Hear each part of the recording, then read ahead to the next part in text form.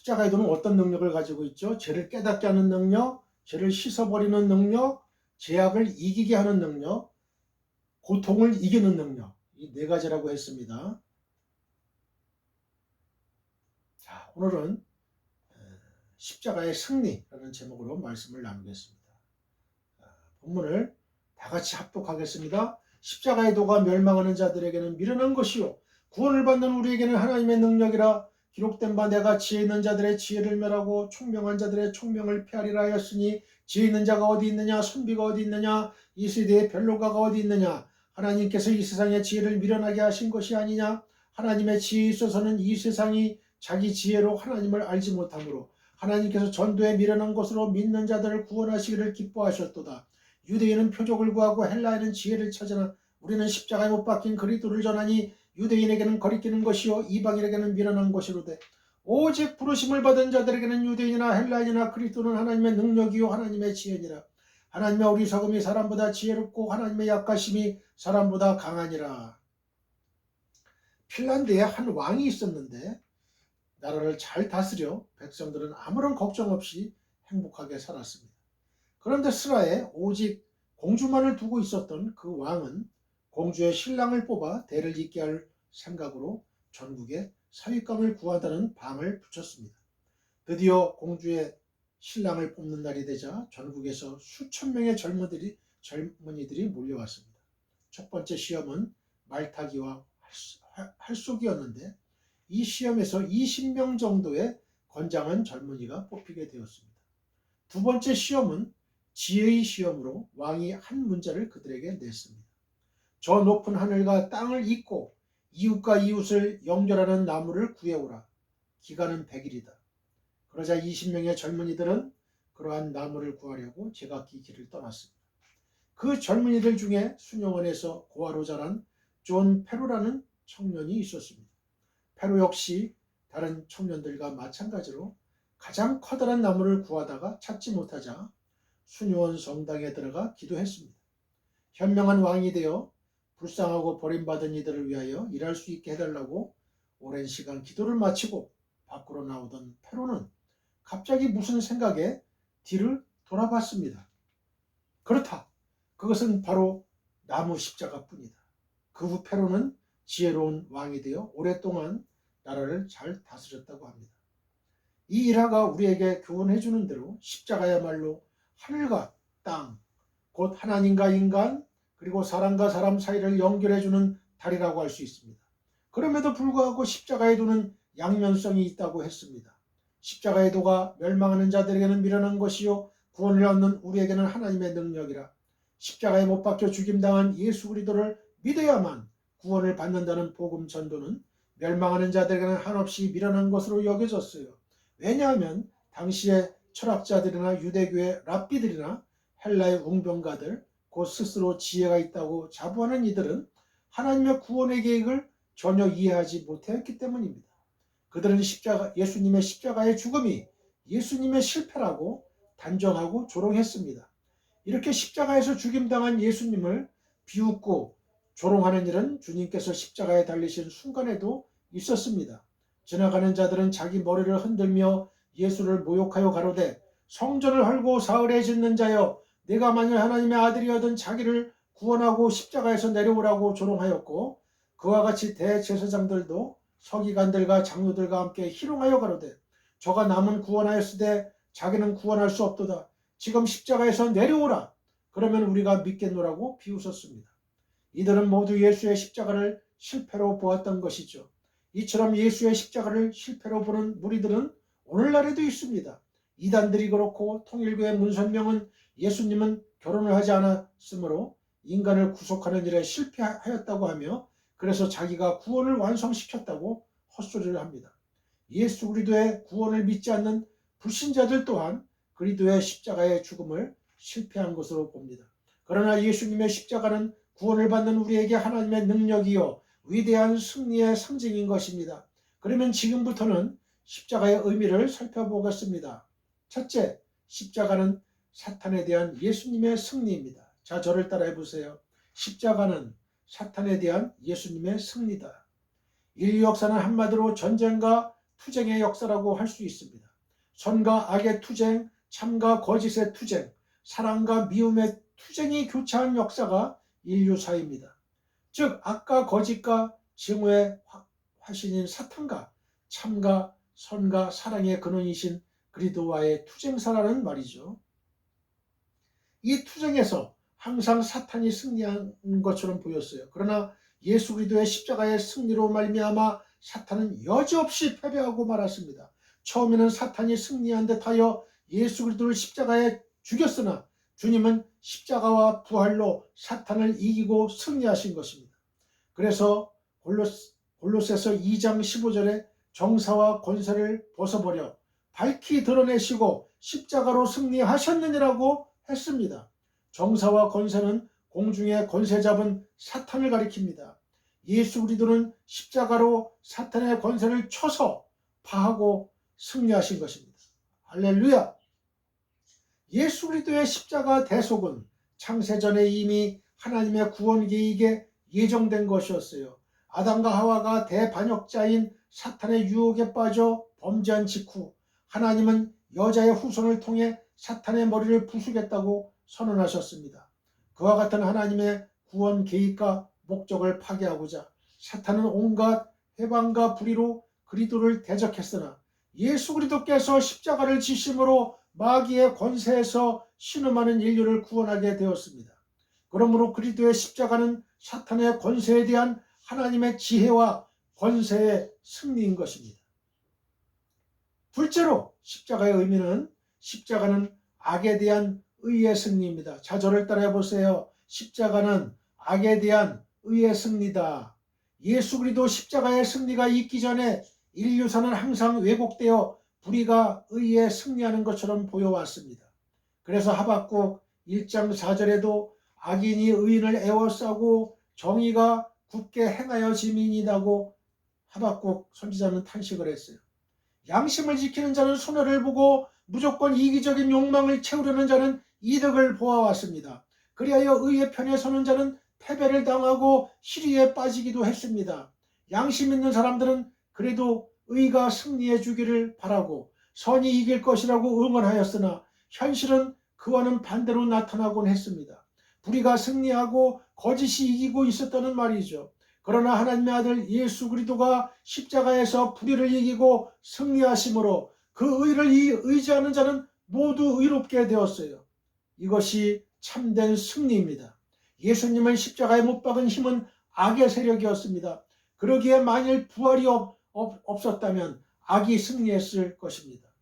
역사가 J.A. 프라는 역사는 하나의 교훈을 분명히 오직 하나의 교훈을 명확하게 반복한다고 말할 수 있다. 그것은 세계는 도덕적인 기초 위에 세워졌으며 궁극적으로 선은 승리하며 궁극적으로 악은 멸망한다는 것이다 라고 했습니다.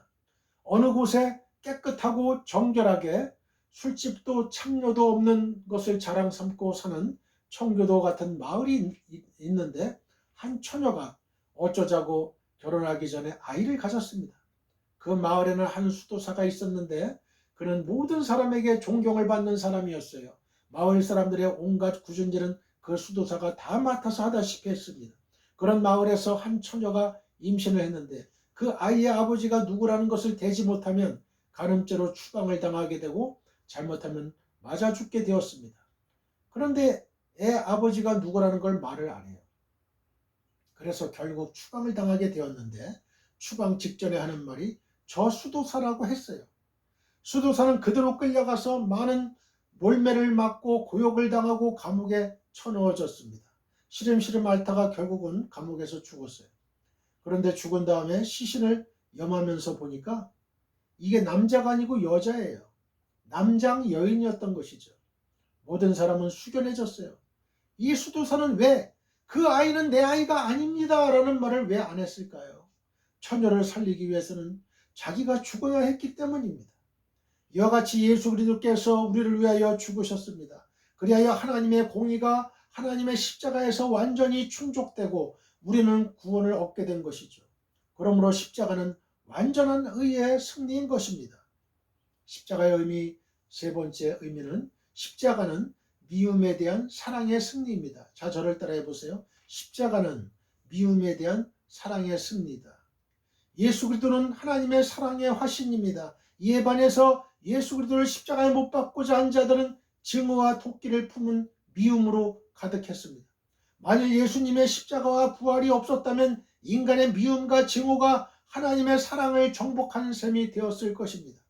그러나 주님의 십자가와 부활은 미움이 하는 일을 모조리 타파하는 사랑의 승리를 가져다 주었습니다. 손바닥도 마주쳐야 소리가 난다는 속담이 있죠. 싸움을 걸어와도 상대해주는 이가 없으면 싸움은 되지 않는다는 뜻입니다. 옛글에 악한 자가 착한 사람을 꾸짖거든 착한 사람은 도무지 상대하지 말라. 상대하지 않는 이는 마음이 깨끗하고 꾸짖는 자는 입이 뜨겁고 끓느니라. 정이 하늘에 대고 침 뱉는 것 같아서 도로 자기 몸에 떨어지느니라고 했습니다. 그러나 주님은 우리에게 이렇게 소극적인 자세보다 적극적인 대응책을 가르쳐 주셨어요. 너희 원수를 사랑하며 너희를 미워하는 자를 선대하며 너희를 저주하는 자를 위하여 축복하며 너희를 모욕하는 자를 위하여 기도하라. 우리 그리스도인이 이 같은 주님의 용서와 사랑을 배우게 될 때에 하나님의 온전한 자녀가 되고 인생의 진정한 승리자가 될 것입니다. 십자가의 의미 네 번째는 십자가는 죽음에 대한 생명의 승리입니다. 자, 저를 따라해 보세요. 십자가는 죽음에 대한 생명의 승리다. 로마서 6장 9절에 그리스도께서 죽은 자 가운데서 살아나셨음에 다시 죽지 아니하시고 사망이 다시 그를 주장하지 못할 줄을 알미로라고 했습니다. 인류 역사의 또 다른 표현은 역사는 죽음의 기록이라는 사실입니다. 인생은 성인도 죽었고 철인도 죽었고 영웅도 죽었고 대왕도 죽었습니다. 또한 이 죽음을 극복해 보고자 애쓴 사람들도 모두 죽음을 이기거나 피하지 못했습니다. 그 어떤 권력이나 금력으로 죽음을 극복한 인생은 아무도 없었습니다. 인간이 원치 않는 죽음은 모든 사람에게 다가와 아름답던 인생을 끝장나게 만들고 맙니다. 로마서 5장 12절에 한 사람으로 말미암아 죄가 세상에 들어오고 죄로 말미암아 사망이 왔나니 이와 같이 모든 사람이 죄를 지었으므로 사망이 모든 사람에게 이르렀느니라고 했습니다. 이 말씀처럼 모든 인간에게는 죄가 사망 안에서 왕노릇했습니다. 아담과 하와가 범죄한 이후에 인류는 모두 다 영적인 죽음과 육적인 죽음이 같이 왔던 것이죠. 그러나 예수 그리스도의 십자가의 죽음과 부활로 죽음의 권세는 패배하게 되었습니다. 예수님은 사망 권세를 철장으로 질그릇을 깨뜨리듯이 하시고 승리하신 것입니다. 따라서 성도는 십자가에서 승리한 예수 그리스도 안에 있는 생명으로 중생한 자예요. 거듭난 자예요. born again 한 자입니다. 요한복음 5장 24절에 내가 진실로 진실로 너희에게 이르노니 내 말을 듣고 또 나 보내신 이를 믿는 자는 영생을 얻었고 심판에 이르지 아니하나니 사망에서 생명으로 옮겼느니라. 지옥에서 천국으로 옮긴 거죠. 전쟁 중에 있었던 일입니다. 어떤 교회가 곡식을 거두고 감사 예배를 드릴 준비를 하고 있었습니다. 많은 감사의 예물 가운데는 한 묶음의 곡식단도 있었습니다. 그러나 유감스럽게도 감사의 예배는 드릴 수 없었어요. 토요일 밤 야만적인 공습이 있었고 그 공습으로 말미암아 교회는 순식간에 폐허로 변하고 말았습니다. 몇 달이 지나고 봄이 돌아왔습니다. 그런데 교회가 서 있던 자리, 폭탄이 떨어졌던 자리에 푸른 새싹이 옮텄습니다. 여름이 오고 싹은 무럭무럭 자랐습니다. 그리고 가을에는 깨어진 기와장 사이로 잘 익은 작은 곡식밭이 하나 생겼습니다. 엄청난 폭탄의 파괴력도 그 종자의 생명력을 죽일 수가 없었던 것이죠. 생명은 죽음보다 강했기 때문입니다. 예수 그리스도의 부활은 생명이 죽음보다 강하다는 결정적인 증거입니다. 예수님은 부활하심으로 사망 권세를 철장으로 질그릇 깨뜨리듯 부수어 버리시고 그 예수님이 다시 오실 때는 사망이 완전히 멸망하게 될 것입니다. 할렐루야! 그래서 고린도전서 15장 26절에 맨 나중에 멸망받을 원수는 사망이라고 했어요. 이 사망이 둘째 불못으로 들어가는 거예요. 나중에 사망, 사탄과 함께. 그리하여 사망이 영원히 존재하지 않게 되는 날이 오게 될 것입니다. 십자가의 도가 멸망하는 자들에게는 미련한 것이요 구원을 받는 우리에게는 하나님의 능력이라. 십자가의 도란 예수 그리스도를 믿는 도를 의미합니다. 예수님의 십자가의 피는 기독교의 중심되는 교리입니다. 그래서 십자가의 구속이 믿어지면 예수 믿는 사람이고, 십자가의 구속이 믿어지지 않으면 그가 아무리 교회 출석을 잘한다고 할지라도 예수 믿는 사람이라고 할 수 없다는 것이죠. 2008년 파리에서 일어난 감동적인 실화입니다. 한밤중에 불이 났어요. 4층 아파트에 아버지와 9살 미만의 4남매가 잠들어 있었어요. 아래층에서 불길이 올라와 피할 길이 없었습니다. 유럽의 서민 아파트들은 이 빌딩들이 총총히 붙어 있어서 이웃 건물과의 사이는 불과 1.7m로 어른의 키 정도가 됩니다. 우리나라 다세대 그 건물 보면은 그 건물과 건물 간의 그 간격이 총총하잖아요. 그래서 한 건물에서 불이 나면 그 옆 건물로 번질 위험이 아주 많습니다. 1.7m니까 어른 키 정도가 되는 거죠. 아버지는 자기 집 창문으로부터 맞은편 건물 창문 사이에 이렇게 매달렸어요. 매달려서 다리가 되어 주었습니다. 무서워하는 아이들을 격려하면서 3살 난 막내까지 건너가게 하였죠. 자기가 다리가 되어 준 거예요. 그러나 아버지 자신은 불길에 거슬리고 지쳐서 결국 추락하여 죽고 말았습니다. 실로 위대한 아버지의 살신 성인이었습니다. 우리는 이 기사를 접하며 예수님의 십자가 사랑을 깊이 공감할 수 있죠. 예수님이 우리를 구원하시고자 희생의 다리가 되어주신 것이 곧 십자가입니다. 십자가야말로 인간이 하나님께 나갈 수 있도록 연결해주는 가교인 것입니다. 다리인 거예요. 세상에는 예수님이 행하신 선한 일과 산상보험 같은 것은 대찬성하면서도 십자가의 구속을 믿지 않는 사람들이 많습니다.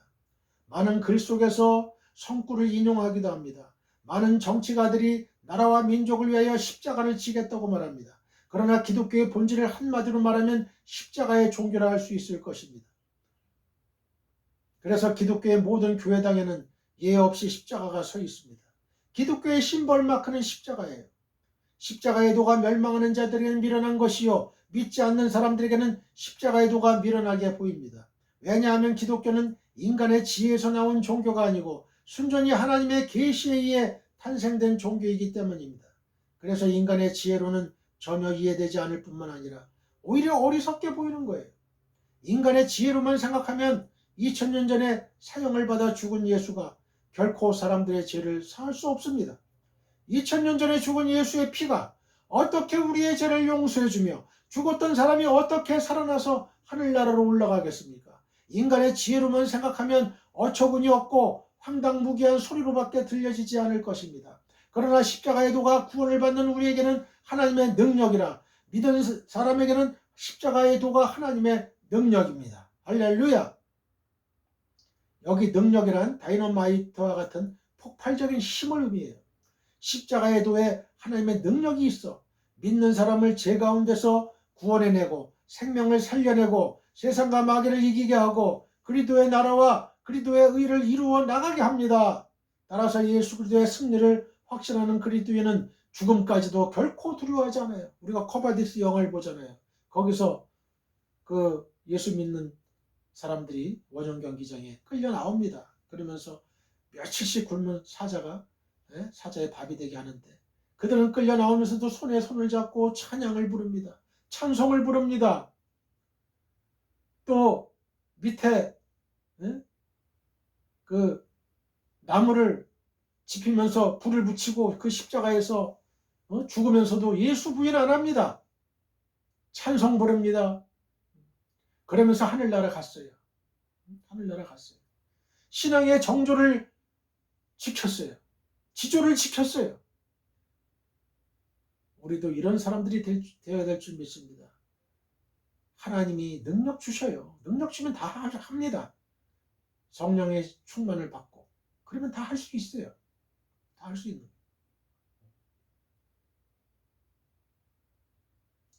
예수 그리스도의 승리를 확신하는 그리스도인, 부활을 확신하는 그리스도는 죽음까지도 결코 두려워하지 않아요. 예수님도 마찬가지였어요. 부활을 받기 때문에 십자가를 해서 이기신 거예요. 이명박 정부 때 국무총리를 역임한 정운찬 교수가 미국의 뉴저지에 있는 어느 교회에서 강연을 했다고 하는데 그 내용 가운데 재미있는 대목이 있습니다. 서울에서 자주 전철을 타고 다녔는데 그러다 보면 아줌마들의 수다를 귀 너머로 듣게 되었다고 합니다. 그 수다를 들으며 관찰을 해보니 한국의 주부들은 평등을 가장 큰 가치로 두고 산다는 사실을 발견했다고 합니다. 평등을 최고 가치로 두고 산다? 한국의 주부들이 수준이 대단히 높지 않습니까? 그런데 알고 보니 그게 아니에요. 한국 주부들은 평자와 등자를 좋아하는데 평자는 아파트 평수의 평자고 등자는 아이들 학교 등수의 등자라는 거예요. 한국 가정의 가치가 큰 집을 사는 것과 아이들 공부시키는 것이 있다는 뜻이죠. 이렇듯 중생하지 못한 자연인이 추구하는 것은 육신의 정욕과 안목의 정욕과 이생의 자랑이 전부입니다.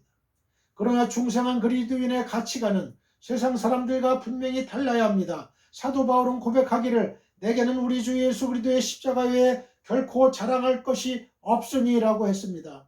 사도 바울도 육체적으로 자랑하자고 들면 누구보다 더 자랑할 것이 많았던 사람이에요. 그는 날 때부터 로마 시민권 소지자고 당대 최고 학부인 가말리엘 문화의 출신이었습니다. 또한 그는 8일 만에 할례를 받고 이스라엘 족속이요 베냐민 지파요 히브리인 중에 히브리인이요 율법으로는 바리새인이요 열심히는 교회를 핍박하고 율법의 의로는 흠이 없는 자라고 했습니다. 그러나 사도 바울은 이 모든 것을 배설물처럼 여기고 그리스도 예수를 아는 지식을 가장 고상한 것으로 알았으며 예수 그리스도의 십자가 외에는 결코 자랑할 것이 없다고 했습니다. 찬송가 작시자도 나의 평생 자랑은 주의 십자가로다 고 노래했습니다. 여러분의 자랑은 과연 무엇입니까?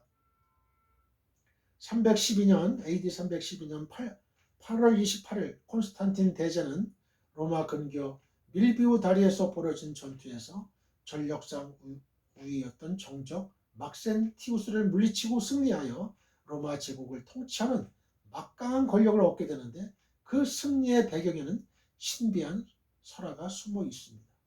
전투를 하기 전날 밤 꿈에 예수 그리스도께서 십자가를 보여주며 너는 이것으로 이겨라고 하시는 말씀을 듣고 십자가 깃발을 들고 나가서 승리를 하게 되었다는 거예요.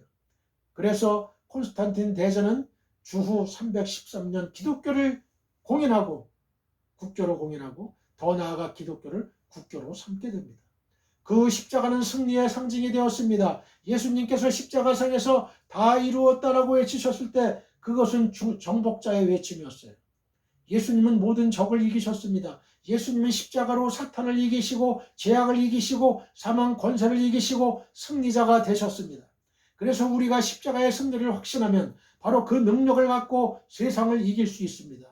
요한일서 4장 4절에 자녀들아 너희는 하나님께 속하였고 또 저희를 이기었나니 이는 너희 안에 계신 이가 세상에 있는 이보다 크심이라고 했어요. 우리 안에 계신 이가 누구예요? 예수님의 영, 성령이죠. 세상에 있는 이는 누구예요? 사탄이죠. 우리는 승리자예요.